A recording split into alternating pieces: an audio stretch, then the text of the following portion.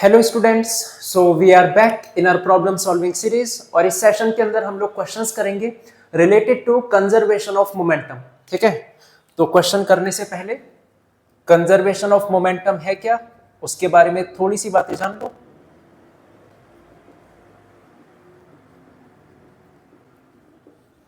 देखो, मोमेंटम को डिनोट किया जाता है P से। फॉर्मूला होता है इसका m इंटू वी। मास और वेलोसिटी, इसके प्रोडक्ट को बोला जाता है मोमेंटम। कंजर्वेशन ऑफ मोमेंटम के अकॉर्डिंग अगर एक्सटर्नल फोर्स जीरो है, F external equal to zero, यहां पर न्यूटन सेकंड लॉ लगाओ। न्यूटन सेकंड लॉ बोलता है external force equals rate of change of momentum, यानी कि F equals to dp upon dt। ये होता है न्यूटन का सेकंड लॉ। तो अगर किसी भी बॉडी पर एक्सटर्नल फोर्स जीरो है, यानी कि dp अपॉन dt जीरो है, इसका मतलब P क्या होगा? कांस्टेंट। ये क्यों होगा कांस्टेंट? इसको पढ़ो। P का डिफरेंशिएशन टाइम के रेस्पेक्ट में जीरो है। किसी भी चीज का डिफरेंशिएशन तभी जीरो पॉसिबल है जब वो चीज कांस्टेंट है। कांस्टेंट का डिफरेंशिएशन हमेशा जीरो होता है, तो क्योंकि P का डिफरेंशिएशन यहाँ पे जीरो है, इसका मतलब P क्या है? कांस्टेंट। P माने मोमेंटम। मोमेंटम कांस्टेंट का मतलब वो हमेशा कंजर्व रहेगा, ना कम होगा ना ज्यादा होगा, हमेशा कांस्टेंट होगा। अगर एक्सटर्नल फोर्स जीरो है तो, अगर एक्सटर्नल फोर्स लगा है तो चेंज हो जाएगा, बट अगर एक्सटर्नल फोर्स नहीं लगा, मोमेंटम हमेशा कांस्टेंट होगा। ठीक, इसको क्वेश्चन से समझते हैं।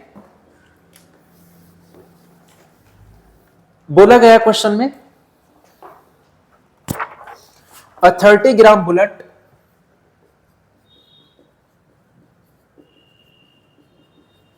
Leaves a rifle with 300 meter per second velocity and rifle recoil with 0.6 meter per second velocity.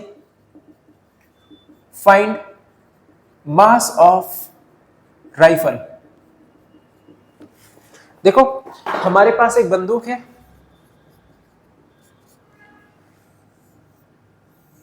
ये गन हो गई। ठीक है, इससे क्या किया हमने? एक बुलेट को छोड़ा जिसकी वेलोसिटी कितना है? 300 मीटर पर सेकंड। बंदूक चलाई, उससे बुलेट निकली, वेलोसिटी कितना है? 300 मीटर पर सेकंड, और मास कितना है उसका? 30 ग्राम।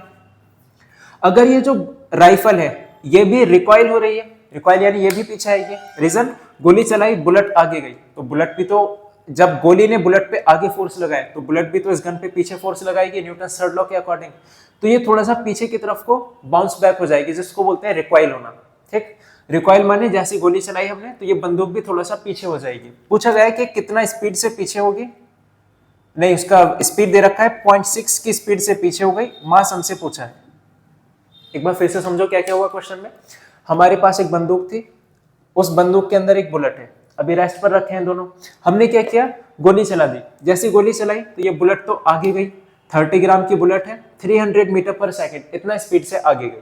ठीक, अगर ये बुलेट आगे गई तो ये गन पीछे जाएगी न्यूटन थर्ड लॉ के according.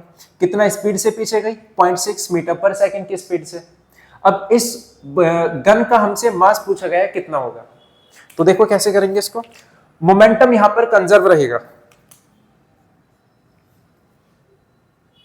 Using conservation of momentum. Conservation of momentum के अकॉर्डिंग मोमेंटम हमेशा सेम रहेगा। तो इनिशियल मोमेंटम चेक करो। इनिशियल मोमेंटम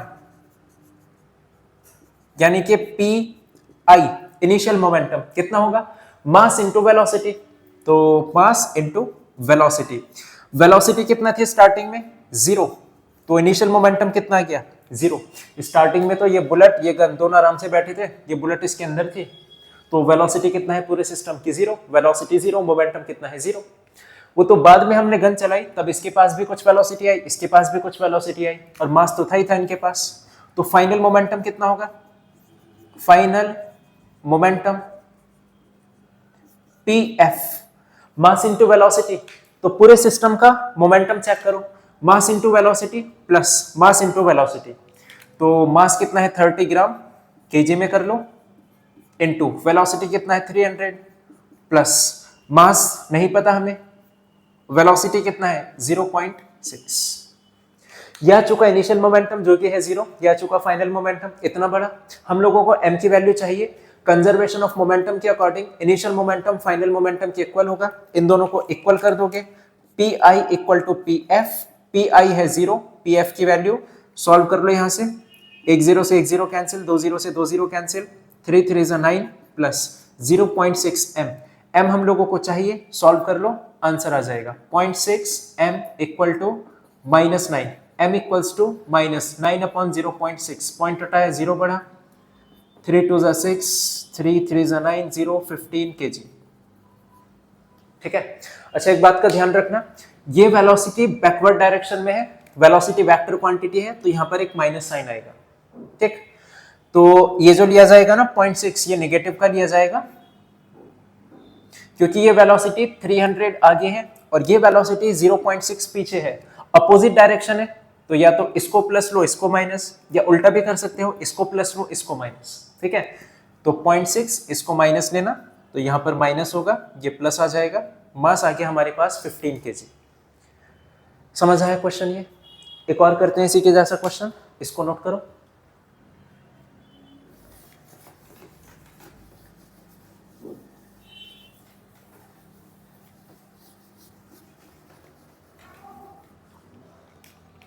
क्वेश्चन में बोला गया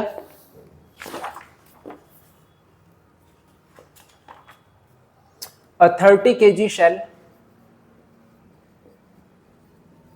shell यानी कोई भी स्फीयर बड़ा सा is flying at 48 meter per second when it explode, its one part of 18 kg stops while remaining part flies on. Find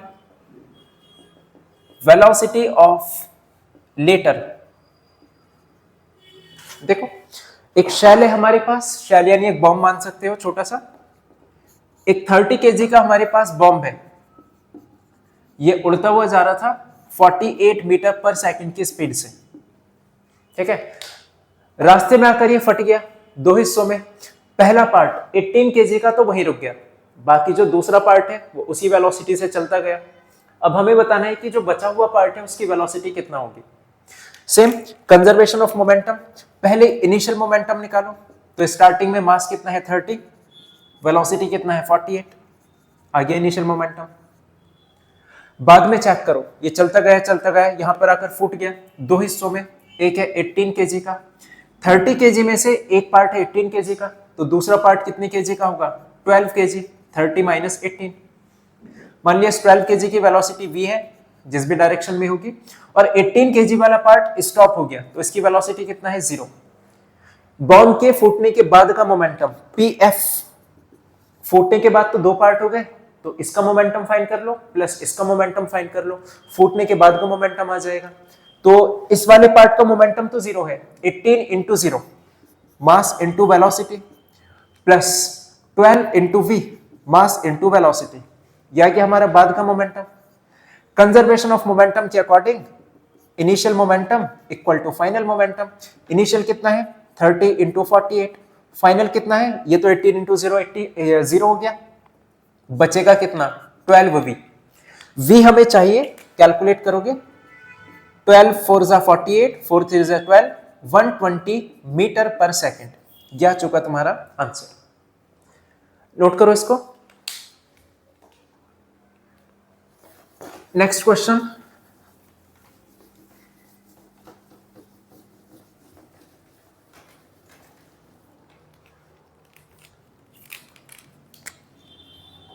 question में बोला गया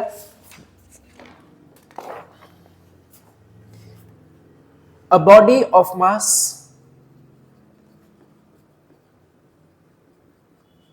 1 kg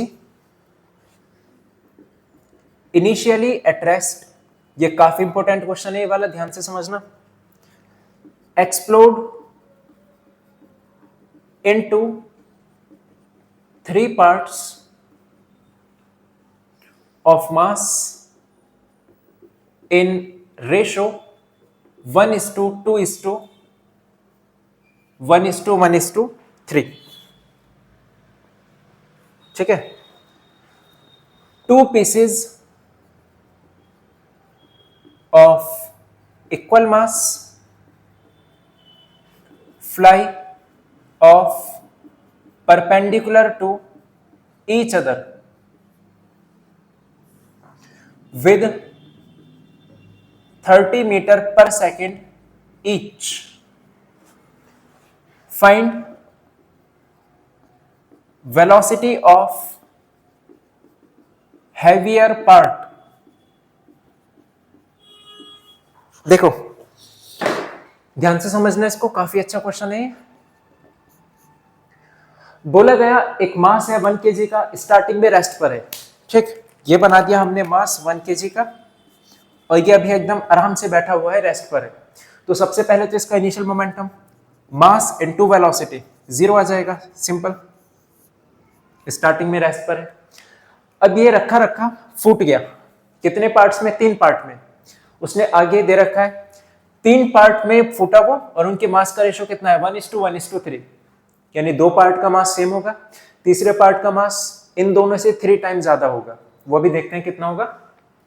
2 pieces of equal mass, 2 piece जिनका मास इक्वल है, वो एक दूसरे से परपेंडिकुलर चले गए। मान लिया एक ऐसे गया, एक ऐसे गया, एक दूसरे से 90 डिग्री चले गए, इनके बीच का एंगल 90 डिग्री है। ठीक, कैसे भी बना सकते हो, ऐसे बना दो, ऐसे बना दो, बट अगर इसको थोड़ा सा ऐसे बनाओगे तो क्वेश्चन करना ज्यादा आसान रहेगा। वो देखते हैं कैसे आसान रहेगा। अब देखो वेलोसिटी, कितना वेलोसिटी से गए वो? 30 मीटर पर सेकेंड ईच। दोनों की वेलोसिटी कितना है? 30 मीटर पर सेकेंड। अब जो थर्ड पार्ट है उसकी वेलोसिटी हमें बतानी है। ऑब्वियस सी बात है, अगर एक पार्ट आगे गया, दूसरा पार्ट भी आगे गया, और इन दोनों का अगर रिजल्टेंट चेक करें तो ऐसे बीच में आएगा। उस रिजल्टेंट को कैंसिल करने के लिए थर्ड पार्ट को किधर जाना पड़ेगा? अपोजिट डायरेक्शन में। कैंसिल क्यों करना है? क्योंकि मोमेंटम 0 है, और मोमेंटम कंजर्वेशन ऑफ मोमेंटम के अकॉर्डिंग कांस्टेंट होना चाहिए। यानी स्टार्टिंग में अगर 0 है तो हमेशा 0 ही होना चाहिए, फूटने से पहले भी, फूटने के बाद भी। एक पार्ट इधर गया, एक पार्ट इधर गया, इन दोनों का जो रिजल्टेंट आएगा बीच में आएगा। अब क्योंकि मोमेंटम 0 आना चाहिए तो इसको कैंसिल आउट करना पड़ेगा। उसके लिए थर्ड पार्ट को अपोजिट डायरेक्शन में आना पड़ेगा, ताकि ये अकेला इन दोनों के रिजल्टेंट को कैंसिल आउट कर दे। इतना पार्ट क्लियर हुआ? अब देखो कैसे करेंगे, कैसे इसको कहीं पर भी कोई भी ये हमारे पास मोमेंटम या वेलोसिटी एंगल के टर्म्स में आ जाए, हॉरिजॉन्टल और वर्टिकल कंपोनेंट अगर ना गिवन हो, मान लिया ऐसे और ऐसे, अगर वर्टिकल और हॉरिजॉन्टली मोमेंटम या वेलोसिटी ना गिवन हो तो उसको ना सबसे पहले हॉरिजॉन्टल और वर्टिकल कंपोनेंट्स में ब्रेक कर लिया करो, उससे हमारी जिंदगी बहुत आसान हो जाएगी। देखो इसको मैं 2 पार्ट्स में ब्रेक कर रहा हूं ऐसे। अगर ये पूरा 90 है तो इसका आधा कितना होगा? 45। इस 30 मीटर पर सेकंड को ब्रेक करो 2 पार्ट्स में। एंगल के पास वाला cos 30 cos 45 और एंगल के दूर वाला sin 30 sin 45। ऐसे इसको ब्रेक कर लो नीचे वाले 30 को। सेम प्रोसेस, ये 45 है, इसको ब्रेक करोगे एक नीचे एक आगे, तो आगे वाला तो सेम होगा 30 cos 45 और नीचे वाला 30 sin 45। ठीक, और इसकी वेलोसिटी तो हमें जाननी है भी। यहां पे कंजर्वेशन ऑफ मोमेंटम लगा दो, हॉरिजॉन्टल के लिए अलग, वर्टिकल के लिए अलग। पहले जो भी चीजें हमें टेढ़ी गिवन है, कुछ एंगल पर गिवन है, उनको हॉरिजॉन्टल और वर्टिकल कंपोनेंट्स में ब्रेक कर लो। उसके बाद हॉरिजॉन्टल का मोमेंटम अलग कंजर्व करा दो, वर्टिकल का अलग कंजर्व करा दो, आंसर मिल जाएगा। देखो कैसे मिलेगा। वर्टिकल वाला तो पहले से एक दूसरे को कैंसिल आउट कर रहा है, 30 sin 45 और नीचे भी कितना है 30 sin 45, कैंसिल आउट। हॉरिजॉन्टल वाले को इक्वल कर दो। जो लेफ्ट डायरेक्शन में मोमेंटम है कितना होगा? मास इनटू वेलोसिटी। पहले तो इनका मास फाइंड करो। देखो अगर टोटल मास है 1 kg और रेशो है 1:1:3, मान लिया पहले पार्ट का जो मास है वो है x, दूसरे पार्ट का भी मास कितना होगा, वो भी x, तीसरे पार्ट का मास कितना होगा 3x, तभी तो रेशो 1:1:3 आएगा।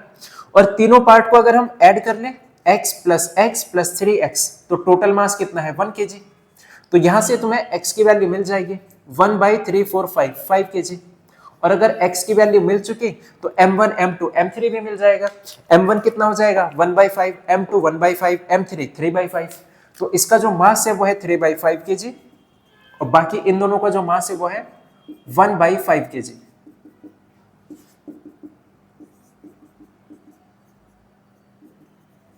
ये समझ आया। अब इसके बाद की कहानी सिंपल है। सिंस मोमेंटम इज कंजर्व, सो अब चेक कर लो, देखो इनिशियल मोमेंटम और फाइनल मोमेंटम इक्वल होगा। इनिशियल मोमेंटम कितना है 0, बाद का मोमेंटम कितना है, ये तो खत्म हो गया वर्टिकल वाला, बचा कौन सा हॉरिजॉन्टल वाला। तो हॉरिजॉन्टल वाले को लिख दो मास इनटू वेलोसिटी, ये तो वेलोसिटी निकाली है ना हमने 1/5 kg के लिए, और ये सेम वेलोसिटी है 1/5 kg के लिए।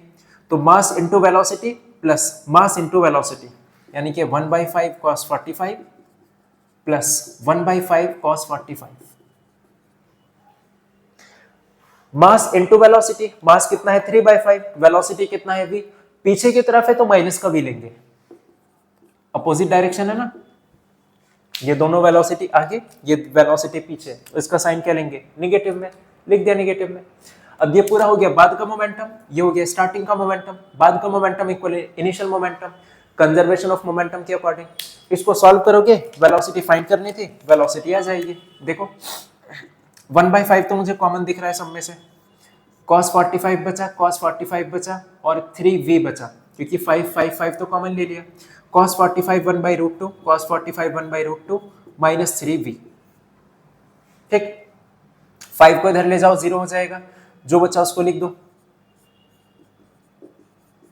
1/√2 1/√2 2/√2 इक्वल टू 0। 3v को इधर ले आओ, 3 को नीचे ले जाओ, बस यही आंसर आ जाएगा। रेशनलाइज कर दो इसको, √2/3 मीटर पर सेकेंड। तरीका समझ आया इसका, इसको नोट करना।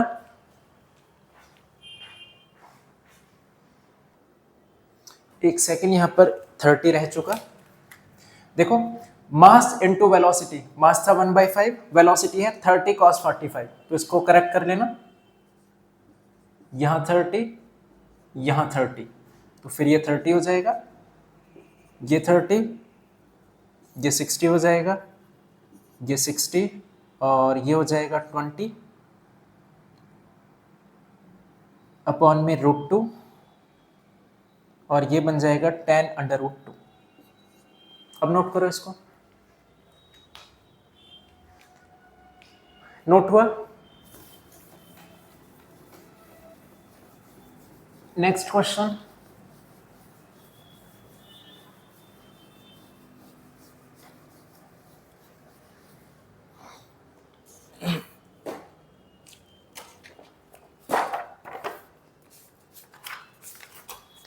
देखो अब नेक्स्ट टॉपिक के कुछ क्वेश्चंस देखो।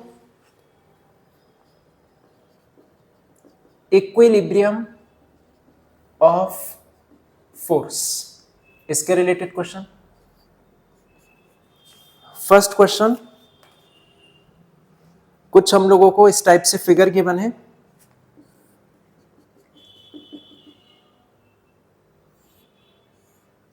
ये एंगल 30, ये एंगल 45 और ये एक वेट है, नीचे फोर्स 200 न्यूटन, इसमें T1 है, इसमें T2।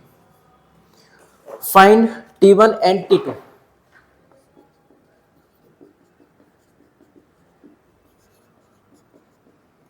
देखो पहले तो ये समझो क्या है इक्विलिब्रियम ऑफ कॉन्करेंट फोर्स। किसी भी बॉडी पे, कोई भी बॉडी अगर इक्विलिब्रियम में है, इक्विलिब्रियम में होने का मतलब उस पे जो नेट फोर्स है वो 0 है। नेट फोर्स 0 कब होगा, जब कोई एक फोर्स दूसरे फोर्स को कैंसिल आउट कर दे। मान लिया एक बॉडी है, इस पे फोर्स लगाया 20 न्यूटन, हमने बोल दिया ये बॉडी इक्विलिब्रियम है। इसका मतलब ये हुआ कि इस बॉडी पर एक और फोर्स लग रहा होगा लेफ्ट साइड में 20, ताकि ये दोनों 20-20 एक दूसरे को कैंसिल आउट कर दें और रिजल्टेंट कितना मिले हमें 0, यानी इस बॉडी पर नेट फोर्स कितना लगा 0।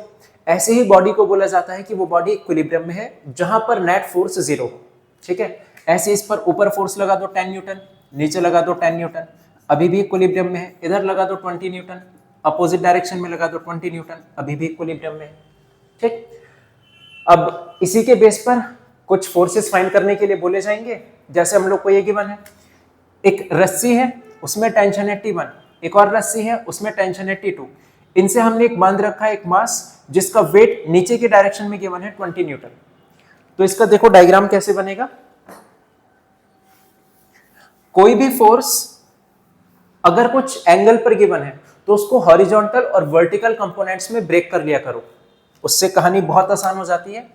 इस पॉइंट पर देखो, इस पॉइंट पे एक फोर्स लगा नीचे 200 न्यूटन, इस तरफ बनाता हूं रुको इसको। इस पॉइंट पे एक फोर्स लगा नीचे 200 न्यूटन, एक फोर्स इधर लगा T1 और एक फोर्स इधर लगा T2। ठीक, इस T1 T2 के दो कंपोनेंट्स कर लो, T2 के दो पार्ट करो, एक आगे एक ऊपर। आगे कितना होगा, अगर ये 45 है, alternate angle 45, cos 45 T2। Angle के पास वाला कंपोनेंट कौन सा होता है, cos।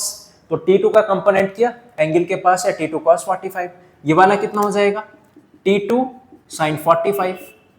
तो दो फोर्स और बना लो यहाँ पे, एक इधर T2 cos 45 और एक ऊपर T2 sin 45। तो T2 को तो कर लिया हमने ब्रेक दो पार्ट्स में। अब बारी आती है T1 की, T1 को भी दो पार्ट्स में ब्रेक करो, एक लेफ्ट एक ऊपर। अगर ये 30 है तो ये भी 30 होगा। लेफ्ट वाला कितना होगा T1 cos 30, ऊपर वाला कितना होगा T1 sin 30। यही हो जाएगा, यहां पर बना लो। T1 को हमने दो पार्ट्स में ब्रेक कर लिया, एक लेफ्ट T1 cos 30 और एक ऊपर है T1 sin 30। अब क्योंकि ये बॉडी हमें इक्विलिब्रियम में गिवन है, क्वेश्चन में बोला है कि बॉडी इज इन इक्विलिब्रियम। ठीक है, बॉडी इक्विलिब्रियम में होने का मतलब उसमें जितने भी फोर्सेस लगे उन सब ने एक दूसरे को कैंसिल आउट कर दिया। तो पहले तो हॉरिजॉन्टल फोर्स देखो, लेफ्ट में लगा T1 cos 30, राइट में लगा T2 cos 45। Horizontal force T1 cos 30 equals to T2 cos 45। इसको सॉल्व कर लो थोड़ा सा। cos 30 वैल्यू होती है √3/2, cos 45 वैल्यू होती है 1/√2। तो यहां से T1 T2 में रिलेशन आ जाएगा, T1 equals to T2 into 2/√2 और ये अपॉन में √3, यानी कि हो जाएगा 2T2 अपॉन में √6। पहली इक्वेशन क्लियर। अब वर्टिकल फोर्स को इक्वल कर दो, नीचे लगा 200, ऊपर लगा T2 sin 45 और T1 sin 30।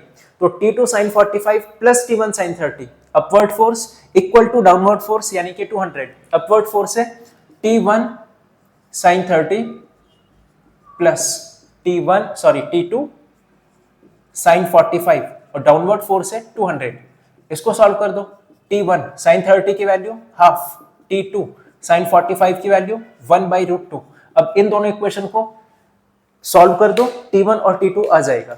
या तो T1 की वैल्यू वहां पुट कर दो या T2 की वैल्यू वहां पुट कर दो। तो मैं T1 की वैल्यू निकाल चुका, उसको पुट कर रहा हूं 2T2 अपॉन √6। T1 की जगह 2T2 अपॉन में √6 into half plus T2 upon √2 equals to 200। इसको कैलकुलेट करके सॉल्व करोगे, 2 से 2 कैंसिल हुआ, T2 कॉमन लिया, 1/√6 प्लस 1/√2 इक्वल्स टू 200। ठीक है, तो कैलकुलेट करके जब इसको सॉल्व करोगे आंसर आ जाएगा इसका 200 इंटू √12 अपॉन में √2 प्लस √6।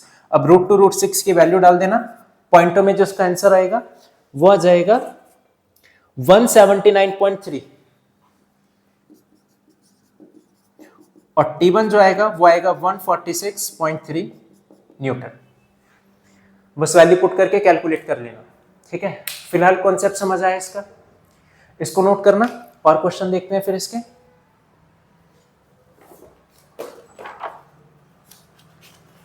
नोट हुआ ये?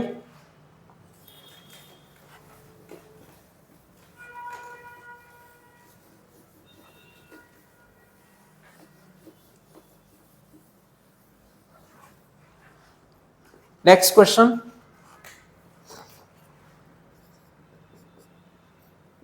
फिर से कुछ ऐसा फोटो गिवन है,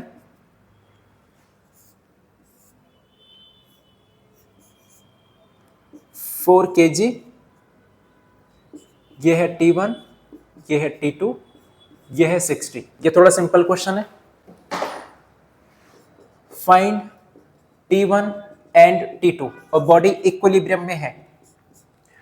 तो पहले इसके फोर्सेस का डायग्राम बना लो।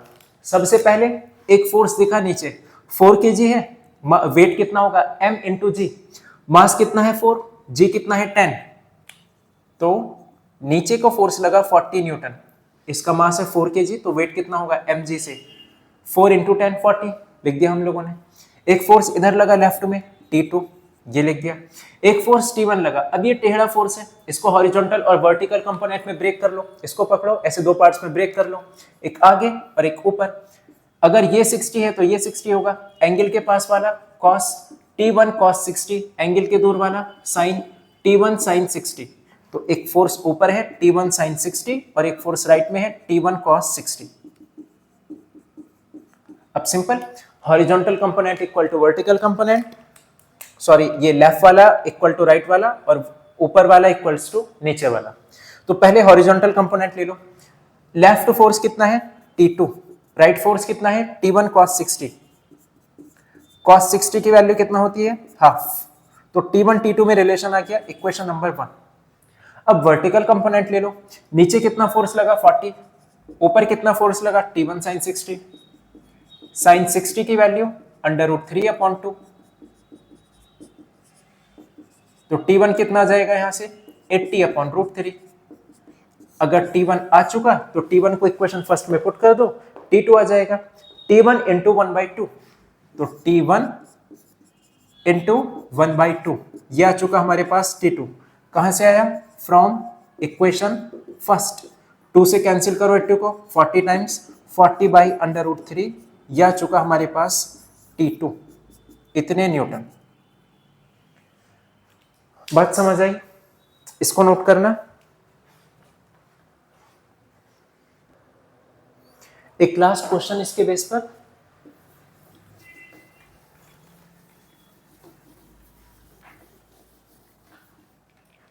देखो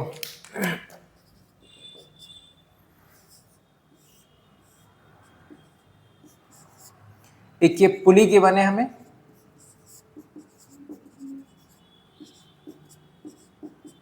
पूछा गया एक्सीलरेशन कितना होगा, फाइंड ए एंड टी, ये हमसे पूछा गया। ये 12 kg है, ये 10 kg, इस पुली से कनेक्ट है, तो ये 12 kg भारी है नीचे आएगा, ये 10 kg ऊपर जाएगा। एक्सीलरेशन ए से नीचे आएगी, एक्सीलरेशन ए से ऊपर। पहले चेक करो 10 kg को, फॉर मास 10 kg, तो 10 kg पे कितने फोर्स लगे, एक तो उसका वेट लगेगा नीचे 10 इंटू 10, 10 इंटू 10 क्यों, weight, weight equals to mg, mass into G, mass है 10, जी की वैल्यू 10, तो 100 न्यूटन। इस पे भी ऐसे, वेट mg, मास है 20, जी की वैल्यू 10, 120। एक फोर्स लगा इस पे ऊपर T, एक फोर्स लगा नीचे 100, बड़ा कौन सा होगा T, क्यों, क्योंकि ये बॉडी ऊपर जा रही है, तो ऊपर वाला फोर्स है T, बड़ा फोर्स T, माइनस छोटा फोर्स है 100। अगर बड़ा फोर्स माइनस छोटा फोर्स करें तो रिजल्टेंट फोर्स आ जाएगा, और न्यूटन सेकंड लॉ के अकॉर्डिंग जो रिजल्टेंट फोर्स होता है F equal to ma equal to T minus 100 equal to net force, और न्यूटन सेकंड लॉ के अकॉर्डिंग नेट फोर्स होता है ma। इस बात को ध्यान रखना। मास कितना है 10, a हमें करना है फाइंड, ये बनी पहली इक्वेशन। दूसरा देखो, फॉर 12 kg, सेम तरीका एकदम, इस पर चेक करो, एक फोर्स नीचे लगा 120, एक फोर्स ऊपर लगा T, बड़ा कौन सा होगा 120, रीजन ये मास नीचे आया, नीचे तो तब आएगा ना जब ये फोर्स बड़ा होगा और ऊपर वाला छोटा होगा, तो बड़ा फोर्स माइनस छोटा force equal to net force, और नेट फोर्स कितना होता है ma, और इस बॉडी का मास कितना है 12। अब ये दो इक्वेशन बन चुकी, टी और ए में, इनको बस सॉल्व करना है, आंसर आ जाएगा। सॉल्व भी किए देते हैं, दोनों इक्वेशन को ऐड करा दो। Adding equation 1 and 2। देखो जब इन दोनों इक्वेशन को ऐड कराओगे, ये है प्लस का टी, ये है माइनस का टी, कैंसिल हो जाएगा।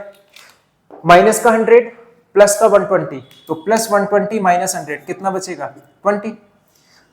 10a प्लस 12a कितना जाएगा 22a, तो a कितना जाएगा 10/11 मीटर पर सेकंड स्क्वायर। और एक बार a आ जाए किसी भी इक्वेशन में पुट कर दो, t आ जाएगा। From equation 1 t minus 100 equals to 10a, a कितना है 10/11। बस इस इक्वेशन में a की वैल्यू को पुट कर दिया। सॉल्व करोगे 100 प्लस 100/11, यह आ जाएगा 100 कॉमन, 1 प्लस 1/11 यानी कि 1200/11 आ गया टेंशन। इसको नोट करो। तो इस सेशन के लिए बस इतना ही, बाकी क्वेश्चंस करेंगे हम लोग नेक्स्ट सेशन के अंदर प्रैक्टिस। तब तक इन क्वेश्चन की फिर से प्रैक्टिस करना है तुम्हें बिना देखे, ठीक है। All the best.